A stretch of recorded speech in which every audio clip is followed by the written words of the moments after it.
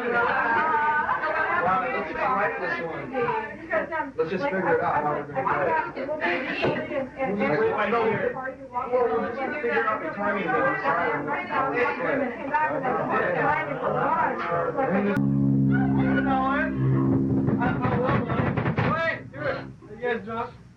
Hey guys, today we're here in Raymond, Washington, and why are we here?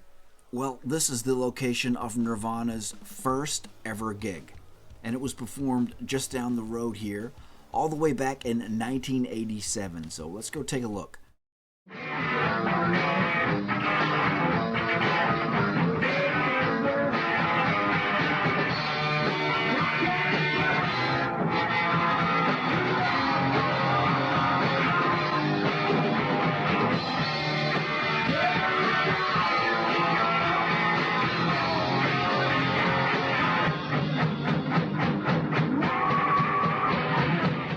That's right, the gig was performed at this house in March of 1987. Kurt had just turned 20 the month before, on February 20th, and in this video we're going to take a look at that gig, including some photos and actual audio from that night. So here's the story. On a rainy night in early March of 1987, the band finally drove out of Aberdeen in a panel van packed with gear, headed toward their first show. The band still didn't have a name, though Kurt had spent countless hours considering many options. But as of this time, the band had yet to settle on one. They were headed for Raymond, a half-hour south of Aberdeen, but more like Aberdeen than Aberdeen itself. It was truly a town of loggers and rednecks. It was Ryan Agner, who had become the band's manager for a brief moment, who set up the gig. He nagged Kurt to perform in public, and when his friend was non-committal, Ryan scheduled the gig at a party without Kurt's prior permission. Ryan borrowed a carpet van from his job, loaded up their equipment, and gathered Kurt, Chris, Burkhard, Shelley, and Tracy, who had to sit among rolls of carpet. So that was the scene, that was the setup, with Nirvana heading to their first gig. They arrived at the house at around 9:30 p.m. It took them quite a long time to set up their gear. A Tama drum kit was permanently set up in one corner of the small living room, as was a Marshall stack, and there was a keg outside the kitchen. In the bathroom, Chris opened up a medicine cabinet. He discovered a vial of fake Halloween blood, and he used this to cover his chest, and found some duct tape and stuck that on himself too. The band started off the night with Downer.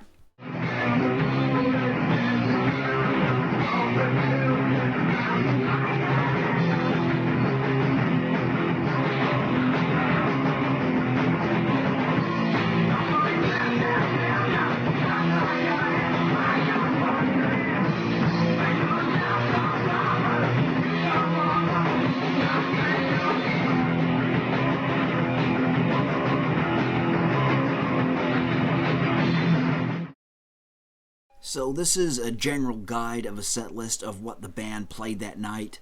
No one's saying it's 100% exact, but it's pretty close. The audio is here on YouTube, so I'll leave a link to that down below if you want to check that out. There are a lot of cool moments on it. You can hear Kurt and Chris interacting between songs. And of course this is with Aaron Burkhard on the drums, before Channing, before Grohl, a three-piece at this point. So basically they're playing in this guy's house, bunch of teenagers, having fun, drinking, socializing, bare bones, stripped to the core. It is what it is, just a whole ton of fun. And so this leads us to some of the photos that were taken that night. So the guy who was hosting this party at his house, probably gonna get this name wrong, his name was Tony Paukula. He was a friend of Kurt's, went to high school with him. Well, he was a guitarist himself, and he got up that night and played a couple of Led Zeppelin covers with Kurt. And this is how these photos came about. You see, it was Tony's daughter, Maggie, who discovered these photos many years after the fact, like all the way back in 2015. And she's basically like, what are these?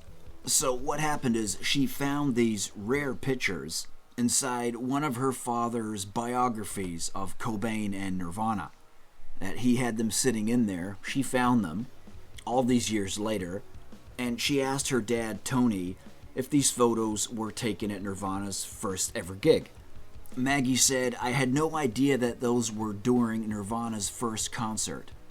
My dad showed me them a while back, but he never mentioned that's what was going on in the photos. I found out because of all the articles. I didn't realize it was such a historical thing. I thought they were just cool pictures of my dad and Kurt jamming together." And so there you have it. It's a pretty cool story of how these photos even came about. Pretty lucky to even have those. Quite a historical thing there. So through various goings on, their first gig eventually ended. You had cat fights and beer brawls and half-naked men jumping out of windows. Chris Novoselic. Yeah, that happened. Kurt went to look for Chris and found him atop the panel van, urinating on the cars of the other guests. Seeing this display and always smartly concerned with his own self-preservation, Kurt told everyone it was time to go. They packed up their gear and left, expecting to have their retreat thwarted by the fists and feet of their hosts. But the Raymond crowd, despite all the craziness and insults they had endured, and despite being imagined as rednecks, had actually turned out to be more accepting than many of the audiences that would pay to see Nirvana over the next several years.